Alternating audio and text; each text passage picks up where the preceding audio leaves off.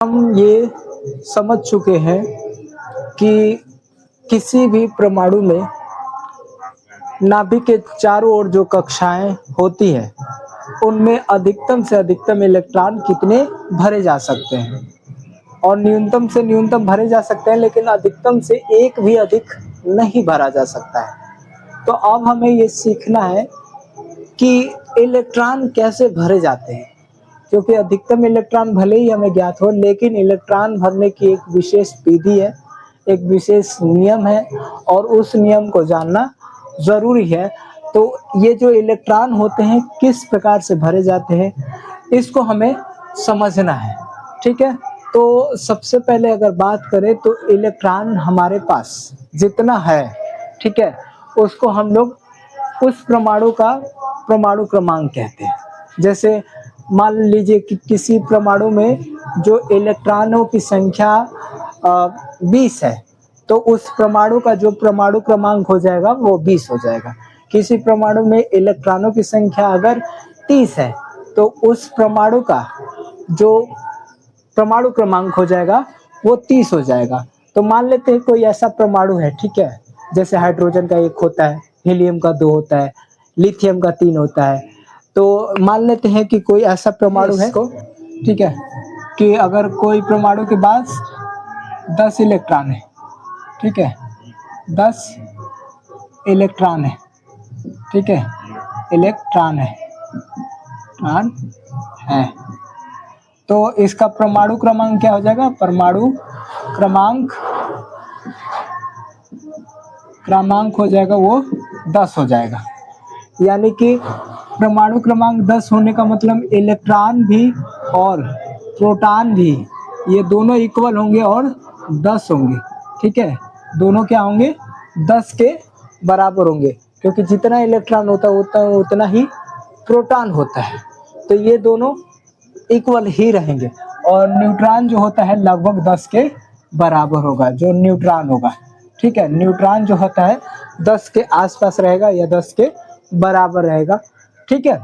तो अब हमारे पास जो है परमाणु क्रमांक 10 है, इलेक्ट्रॉन भी हमें पता चल गया कि 10 है।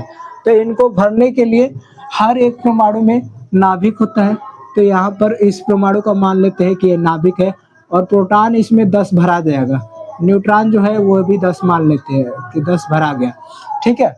अब इसके अलावा हम इसके पहले कोष में जो होता है 2 इलेक्ट्रॉन भरेंगे, ठीक है, पहले कोष में 2 इलेक्ट्रॉन भरेंगे, फिर दूसरे कोष में भी 2 इलेक्ट्रॉन भरेंगे, ठीक है, दूसरे कोष में भी 2 इलेक्ट्रॉन भरेंगे। ये थोड़ा नियम को ध्यान से समझिएगा। दूसरे कोष में भी 2 इलेक्ट्रॉन भरेंगे और ये याद होना चाहिए कि पहले कोष में अधिकतम संख्या 2 ही भरी जा सकती है, दूसरे कोष में अधिकतम संख्या जो है 8 भरी जा सकती है। तो यहाँ पे पहले कोष में 2 और दूसरे में भी 2 ही भरेंगे और फिर पीछे देखेंगे, पिछले वाले कोष में देखेंगे, अगर जगह खाली रहेगी तो पिछले वाले कोष में भरेंगे, अगर जगह खाली नहीं है तो फिर से हम उसी कोष में भरेंगे। कब तक? 8 तक, ठीक है। तो हम यहाँ पर देख सकते हो कि 2 इलेक्ट्रॉन भर के पिछले वाले कक्षा में गए, तो 2 इलेक्ट्रॉन पहले से अधिकतम संख्या कंप्लीट है, तो अधिकतम संख्या से अधिकतम नहीं भर सकते, ठीक है। तो हमें इसी में और 6 भरना है ताकि 8 चला जाए। तो 1 2 और 3 4 5 6, तो यहाँ पर 2 और ये टोटल हो गए 8, यानी कि 8 और 2 यानी कि टोटल हो गए 10। तो ये जो हो गया पहले परमाणु का इलेक्ट्रॉनिक विन्यास हो गया। तो पहले परमाणु का इलेक्ट्रॉनिक विन्यास इस तरह से कर सकते हैं, ठीक है। अब इसी तरह से मान लीजिए कि हमें हीलियम का करना है, तो हीलियम का जो होता है 2 होता है, तो हीलियम में प्रोटॉन जो होगा वो 2 होगा, न्यूट्रॉन भी क्या होगा? 2 होगा। और इलेक्ट्रॉन की बात करके ये भी 2 होगा, तो जो कि पहले कक्षा में ही भरा जाएगा, ठीक है। इसी तरह से अगर मान लेते हैं बड़े परमाणुओं की इलेक्ट्रॉनिक विन्यास किया जाए, जैसे मान लो कि कोई परमाणु क्रमांक जो है उसका परमाणु क्रमांक मान लेते हैं कि 54 है। कितना है? 54 है। कोई परमाणु है और उसका परमाणु क्रमांक जो है 54 के आसपास है, तो इसको कैसे भरेंगे? तो गिनती भी करते रहना और भरते भी रहना है। तो हम इस 54 वाले परमाणु क्रमांक को भर के दिखा रहे हैं कैसे भरते हैं। ठीक है, यहाँ पर जो परमाणु क्रमांक है वो कितना है, 54 है, यहाँ पर 54। ठीक है, तो परमाणु क्रमांक 54 का मतलब ही है कि 54 इलेक्ट्रॉन और 54 प्रोटॉन। तो इलेक्ट्रॉन और प्रोटॉन, ठीक है, ये दोनों बराबर होंगे, कितना होंगे, 54। ठीक है, और न्यूट्रॉन जो होगा वो लगभग बराबर होगा। तो हम इसके इस परमाणु के हर एक परमाणु के पास नाभिक होता है, तो हम नाभिक को बना दे रहे हैं। इसमें जो प्रोटॉन है वो भी 54 और न्यूट्रॉन भी 54 के आसपास भर दिए। अब जो है इसके पहले कक्षा में 2 इलेक्ट्रॉन भर देंगे, इसके पहली कक्षा में 2 इलेक्ट्रॉन भर देंगे, फिर इसके दूसरी कक्षा में भी 2 इलेक्ट्रॉन भर देंगे। तो यहाँ पर दूसरी कक्षा है और इसमें भी 2 इलेक्ट्रॉन भर दिए, और 2 इलेक्ट्रॉन भरने के बाद पिछली कक्षा में देखेंगे तो अधिकतम संख्या पूरी हो चुकी है। इसमें जो पहले वाले में अधिकतम संख्या पूरी हो चुकी है, तो फिर से इसी वाले में आगे बढ़ जाएंगे और इसी वाले में भरेंगे 8 तक। 1 2 3 4 5 6, अब 6 भर दिया, 2 पहले से था तो 8 तक हो गया। फिर अगले कक्षा में भरेंगे। ठीक है, अभी तक 10 हुआ है, अभी 54 है। ठीक है, तो 10 भर चुके हैं, अभी भी 44 बाकी है। तो 44 भरने के लिए फिर अगले कक्षा में जाएंगे। इस तरह से तीसरे वाले कक्षा में 2 इलेक्ट्रॉन भरेंगे और फिर पीछे देखेंगे तो पीछे दूसरे वाले कक्षा में अधिकतम संख्या कितनी थी, 8 थी, वो भी कंप्लीट हो चुकी है। तो फिर से हम उसी तीसरे कक्षा में ही 8 तक भरेंगे। 1 2 3 और 4 5 6 भर दिए और 2 पहले से था, तो ये भी क्या हो गया, 8 कक्षा हो गई। फिर इसके अलावा फिर हम देखेंगे पिछली कक्षा में कोई खाली नहीं है, तो फिर से हम अगले वाले कक्षा में 2 भर देंगे। ठीक है, जैसे 2 इलेक्ट्रॉन इस प्रकार से भर दिए, और इसमें इलेक्ट्रॉनों की संख्या जो है गिनते भी रहेंगे कि इलेक्ट्रॉन कितने हो रहे हैं। 54 से अधिक नहीं होना चाहिए, तभी वो उस परमाणु का परमाणु क्रमांक बनेगा। तो यहाँ पर 2 इलेक्ट्रॉन है, यहाँ पर 1 और ये 2। अब इसे फिर पिछली कक्षा में देखेंगे तो पिछली कक्षा में यहाँ पर इस वाले कक्षा में जो परमाणु भरे जा सकते हैं वो कितने भरे जा सकते हैं, 18 भरे जा सकते हैं।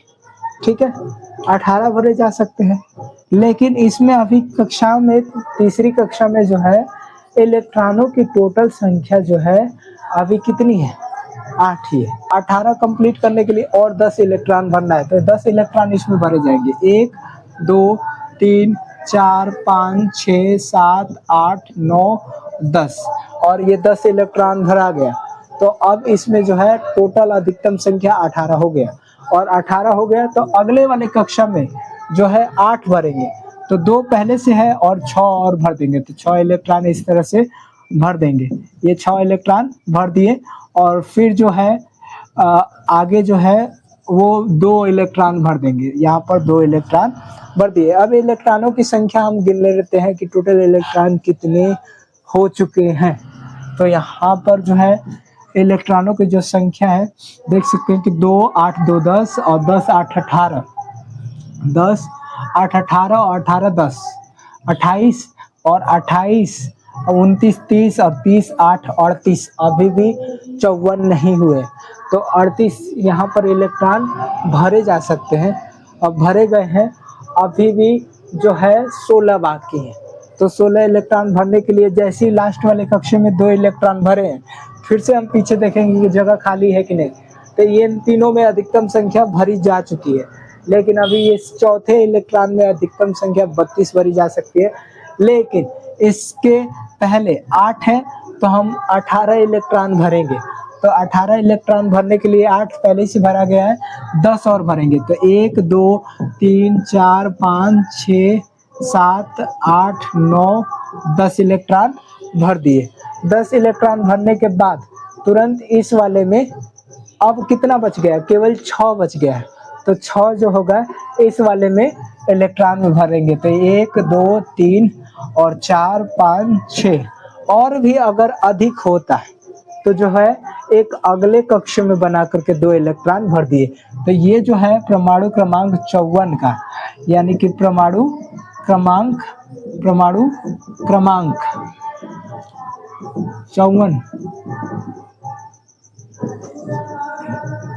परमाणु क्रमांक 54 का है ये इलेक्ट्रॉनिक विन्यास। अब इसको इलेक्ट्रॉनिक विन्यास में कैसे लिखेंगे, इलेक्ट्रॉनिक विन्यास कैसे करेंगे, तो इसको हम लोग 1 बोलते हैं, इसको 2 बोलते हैं, इसको 3 बोलते हैं, इसको 4 बोलते हैं, इसको 5 बोलते हैं। ठीक है, इस तरह से अलग अलग इलेक्ट्रॉन हैं और इनके कक्षाओं के उपकोष होते हैं। ठीक है, कक्षाओं के उपकोष होते हैं जो कि एसपीडीएफ। अगर पहली कक्षा की बात करें तो पहली कक्षा में 4 उपकोष होंगे। ठीक है, पहली कक्षा में 4 उपकोष होंगे, उपकोष। ठीक है, उपकोष या उपकक्षा कह सकते हैं, एसपीडीएफ।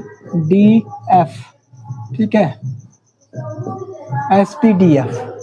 और दूसरी कक्षा में भी जो होते हैं एसपीडीएफ, अब तीसरी कक्षा में एसपीडीएफ, इस तरह से चौथी कक्षा में भी एसपीडीएफ। ठीक है, इसको अभी हम बताएंगे, पहले इलेक्ट्रॉन भरने आ जाए तब। तो इलेक्ट्रॉन इस तरह से हम लोग भर सकते हैं। ठीक है, अगर मान लो 54 से अधिक है, 54 से अधिक है तो यही प्रोसेस बार बार जाना है।